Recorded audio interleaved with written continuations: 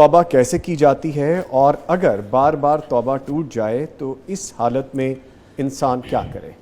سبحان اللہ نظامی صاحب، یہ جو توبہ والی نعمت ہے نا، یہ بھی اللہ رب العزت کی خاص اور ارحم الراحمین کی مطلوبہ نعمت ہے۔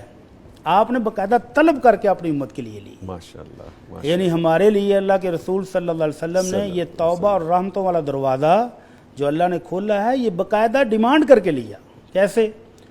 مکے والے آ گئے کہ اللہ کے رسول ہم آپ پر ایمان تب لائیں گے کہ آپ صفا پہاڑی کو سونے کی بنوا دیں۔ مزدوری بیچارے کرتے تھے یا پھر تجارت کرتے تھے، تو سونے کی بنوا دیں پھر ہم ایمان لائیں گے۔ تو اللہ کے نبی صلی اللہ علیہ وسلم تو ایک ایک بندے کے ایمان لانے کے خواہش مانتے، سب کے گھروں میں جا کر منتیں کرتے تھے کہ مسلمان ہو جاؤ۔ تو آپ نے اللہ سے ارتجا کر دی کہ اللہ میری قوم سونے کا پہاڑ مانگتی ہے۔ تو جبرائیل آ گئے، اللہ کے محبوب اللہ نے دو آپشن دیے ہیں۔ پہلا آپشن یہ تھا کہ ان کی خواہش کے مطابق صبح تک صفا پہاڑی سونے کی بن جائے گی، اور دوسرا آپشن تھا کہ ان کے لیے توبہ اور رحمت کا دروازہ تا قیامت کھول دیا جائے۔ تو اللہ کے نبی صلی اللہ علیہ وسلم نے پہلا آپشن فوراً چھوڑ دیا کہ نہیں، یہ تو نہیں چاہیے مجھے، میری امت کے لیے یہ سونا نہیں چاہیے، اور دوسرا آپشن آپ نے لے لیا کہ تا قیامت گناہ گار توبہ کرتے رہیں اور اللہ کی طرف سے ان کو بخشش ملتی رہے، اللہ کی رحمتیں حاصل ہوتی رہیں۔ تو آپ نے فرمایا یہ دروازہ جب تک سورج مغرب سے طلوع نہیں ہوتا تب تک یہ دروازہ کھلا ہوا ہے۔ جب بھی بندہ گناہ گار تھک جائے، گناہ گار ایک تو ہے نا کہ وہ اس کو موقع نہیں مل رہا، ایک ہے کہ گناہ کر کر کے تھک بھی جائے تب آ جائے۔ تو یہ شیطان لعین نے قسم کھائی تھی کہ اللہ تیری عزت کی قسم، جب تک یہ ابن آدم زندہ ہے میں اس کو چھوڑوں گا نہیں، گناہ کراتا رہوں گا۔ تو اللہ نے بھی اپنی 3 قسمیں کھا کے کہا تھا کہ مجھے میرے جلال، میری عزت، میرے بلند مرتبے کی قسم، تو ساری زندگی ان سے گناہ کروائے گا، اور میرے بندے نے ایک دفعہ آ کر میرے سامنے جھک کے شرمندگی سے، ندامت سے کہا اللہ معاف فرما دے، تو میں نے ساری زندگی کو معاف کر دینے۔ ماشاءاللہ۔ صرف معاف ہی نہیں کرنے بلکہ فرمایا کہ اللہ ان گناہ گاروں کے گناہوں کو بھی نیکیوں میں بدل دیتا ہے۔ تو یہ توبہ اللہ رب العزت کی بہت بڑی نعمت ہے۔ اگر کسی بندے کو اس کا احساس ہو جائے تو یہ جو بھائی پوچھ رہے ہیں، پہلی بات تو یہ ہے کہ ان کو یہ احساس ہے، یہ بہت بڑی نعمت ہے، اس پر بھی اللہ کا شکر ادا کریں کہ ان کو گناہوں کی توبہ کا احساس پیدا ہوا ہے۔ تو سب سے پہلے ہے کہ شرمندگی، کہ مجھ سے یہ ظلم ہو گیا ہے، یہ میں نے جرم کر لیا، اپنے رب کی نافرمانی کر لی۔ پہلے ندامت، اور اگر آنکھوں سے ایک آنسو نکل آئے تو وہ ساری زندگی کی سیاہیوں کو دھونے کے لیے کافی ہے، ایک آنسو صرف۔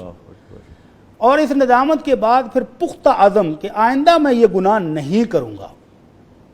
یہ پختہ عزم کے ساتھ اپنے رب کے سامنے 2 رکعت نفل پڑھ کے سجدے میں کہہ دے کہ اللہ مجھے معاف کر دے، تو اللہ سب معاف کر دیتا ہے۔ ماشاءاللہ۔ یہ پکی توبہ ہے۔ لیکن توبہ وہ نہ ہو جس طرح وہ کہتے ہیں ٹوٹ جاتی ہے۔ ٹوٹنے کی بھی 2 صورتیں ہیں۔ ایک ہے کہ انسان نے پورے عزم کے ساتھ پکی توبہ کر لی، جیسے اللہ نے کہا نا ایمان والو پکی سچی خالص توبہ کرو، کہ اس نے پکی تھی لیکن پھر شیطان غالب آ گیا، پھر نفس امارہ غالب آ گیا، پھر شہوات غالب آ گئیں، پھر دوستوں نے ابھارا، ماحول کا اثر ہو گیا، پھر ٹوٹ گئی، کوئی بات نہیں۔ اللہ کے نبی صلی اللہ علیہ وسلم فرماتے ہیں کہ ایک بندہ جب گناہ کر کے آتا ہے نا تو آ کر کہتا ہے میرے مالک، میرے سونے ربا معاف فرما دے، تو اللہ اپنے فرشتوں کو کہتا ہے علیم عبدی ان لہ ربا یغفر الذنب ویاخذ بہ، میرے اس بندے کو دیکھو پتہ ہے کہ اس کا ایک مالک ہے، وہ گناہوں کی توبہ بھی قبول کرتا ہے، بخش بھی دیتا ہے جی، اور اگر کوئی توبہ نہ کرے تو وہ اس پہ پکڑ بھی لیتا ہے، مواخذہ بھی کرتا ہے۔ میں نے اپنے بندے کو معاف کر دیا۔ دوسری مرتبہ پھر آ گیا، تیسری مرتبہ پھر آ گیا، چوتھی مرتبہ پھر آ گیا، اور آ کر کہتا اللہ معاف فرما دے، غلطی ہو گئی۔